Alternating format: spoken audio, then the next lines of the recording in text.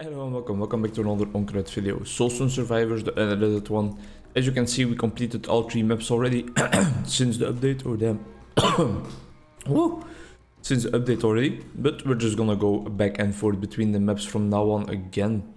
The prestige system is now in place, of course, also. And it's something I rather enjoy, even though for now it doesn't do anything so far. You just get prestige points, but you can't do anything with it. It already feels like, alright, there's an incentive for me to play a bit more again. That's exactly what I'm gonna do. For now, I've only played with the Houndmaster, now that the prestige system has actually been released, and I thought I would get some prestige points in there for the other characters as well. I don't know if they're gonna be shared or if they're gonna be character specific. Thinking back on watching those materials come in after my runs with the Houndmaster, I think they had a pretty generic green color and they were not specifically related to the Houndmaster in any way. So I believe it's gonna be the same for every single character probably. So it doesn't matter which character you use to play this prestige mode, or this new prestige mode, if you will. Looking forward to the new features, looking forward to endless modes, to the cursed runs that make things more difficult. Looking forward to just all new things they are bringing to this game. Damn, my voice is a bit raspy. This is of course the first thing I record today because it's only 10 in the morning or something. And later today I have my first kind of work experience. I actually got kind of hired, but I am still somebody that works there for free for a while. I am still a volunteer. That's the word I couldn't find in the last video. I'm still a volunteer over there, but I have my first experience there today. I have to go in for a work meeting. Looks like we're going a bit of a crit build, which is not great for our first ability here because I don't think it can crit, but either way, we'll be fine. We'll upgrade our kit a bit more, maybe even get rid of that first ability sometime around. I love myself a Chaos Bomb. Let's go for a bomb build, because especially when we're playing with this character, we're not gonna go for speedrun tactics. We're gonna go for fun. And Chaos abilities are of course fun because they are random. Damage increase? Sure. I don't really like Leviathan, but I mean, it's the rare upgrade. And 20% damage increase, that's nothing to sneeze at. How have you guys been doing? What have you guys been up to? For me, right now, it's been a lot of, oh shit, I have to go to work now. All of a sudden, everything is gonna change. Am I gonna have enough time to actually upload the videos and stuff? There's gonna be some changes. I might not be able to keep up this consistent schedule that I have been keeping up for so long now, but I guess that's just part of life and part of getting a bit older, getting a bit more responsible. It's just something that we will have to see how it develops in due time, in real time as well, because I can't really predict what's going on. Little siren in the background there, but I'm not gonna edit it out, of course, because this series is unedited. I hope it's not for the people across the street, but it doesn't look like it. The people across the street are kind of climbing into a very large birch tree and trying to get rid of some of the outreaching skeletal mages, some of the outreaching branches, I think. Which is nice because it seemed a bit dangerous. It doesn't seem like it's the most well kept tree out there, or well the most sturdy tree in existence. But then we really need some damage increase to deal with the lords, I think. Although once our void starts sticking up, it applies a whole lot of poison damage, and that really helps us out. Sure, let's go for relentless. I would love my combustion to be up all the time. We're getting close to it, but it's not quite there yet. And throwing more bombs out there is of course also nice. I have a... well... are we gonna go for just chaos? Sure, why not? If we get skeletal archers, we might still change up something, but I want to go for the chaos golem. It doesn't mean that I need to stay in one place, because otherwise the chaos golem doesn't do his job when he's just running around all the time. I have a deeply rooted appreciation for people that work with their hands, you know? People like bakers, people like butchers, all those kinds of things. I really love what they do and what they do for us, because they do a whole bunch of things. Flamethrower is also cool, we have never really played with that. They do a bunch of things that I would never be able to do. I am a klutz, I am a klutz, I don't know, I am a very unhandy person, that's for sure. I am more of an academic person, a reading guy. Give me a text and I can summarize it, I can tell you the main points in a minute, that's no problem. Give me like a brick and ask me to build a wall. Well, with one brick, that's of course going to be hard as well, but give me a couple of bricks and ask me to build a wall, and I am just completely lost. I have no idea how to even start. And that's why I really, really appreciate people like the guys across the street trying to get rid of that tree. People that really solve the physical problems in the world, right? My line of work, the clinical psychology side, is a bit more about solving the mental problems in the world, if you will, not really the physical problems in the world, but we need people like that as well. I always hate it, but like absolutely disgust.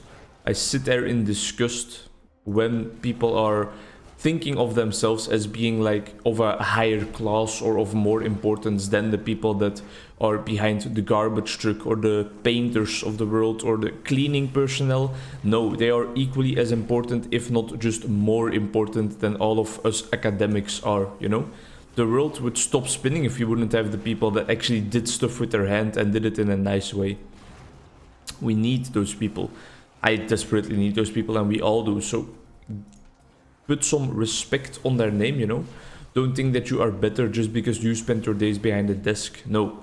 I would argue that they are better because they are putting in real work. They are putting in big dick hours. They are really, really having to engage in their work as well. They have to be active. They have to be in shape. They have to do all these kinds of things. Think about bakers getting up at like 4 in the morning, for example, just to make sure that you have that little slice of bread, that little slice of toast in the morning.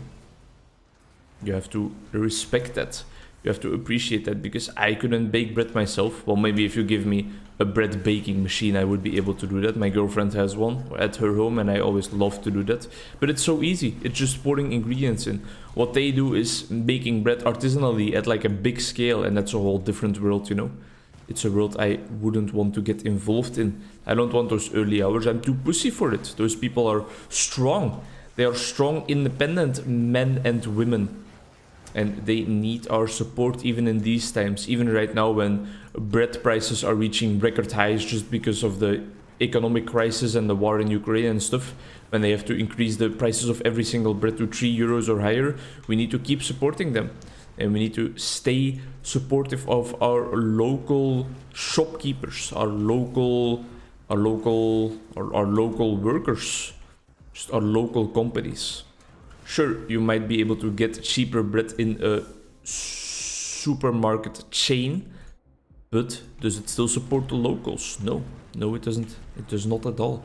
Think about that for a while. You might pay more for things like fair trade products, biological products, locally sourced products, but most of the time it means that it's in some way, shape or form better for the world. For example, it could be better in the sense that there was a lot less transportation of the product and therefore a lot less emission, or it was created completely free of slave work and stuff like that, which is still a problem to this day, sadly enough. And it's just, yeah, it's something you start to think about more and more later in life, you know?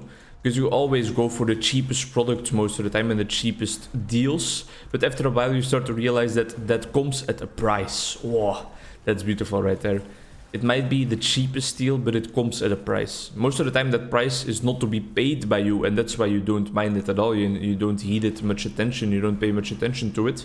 But maybe you should. Maybe you should really think about, hey, where is this product come from? How can they sell it for such a cheap price?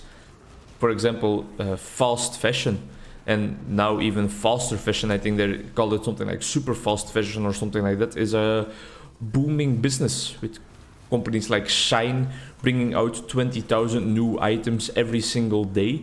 And it's just because people that are making those clothes are in such horrendous conditions that they can afford to pay them like below minimum wage for most other countries even, and sell the clothes for a really, really cheap price. I know Primark was even a bit under fire a whole while ago because they were already being accused of such things, but now I think companies like Shines are taking it up a notch and making it even worse for the workers probably. I'm not an expert on global economics or things like that, but it's just, as an outsider, the opinion I have about these things. And this channel is, of course, all about my opinions, because it is my channel and my commentary. I could also remain very calm, keep out of the public debate, and only talk about things where I think I know the truth about all the time, but then these videos would be really silent, because during my lifetime, I have more and more gotten the idea that I don't know that much about anything at all. Which is very much like kind of a bias you have towards yourself, a negative self-bias, if you will. You know more than you always give yourself credit for. You always want to stay humble, and you always compare yourself to people around you that you know a whole lot, you know? That's such a dangerous tendency that we humans have.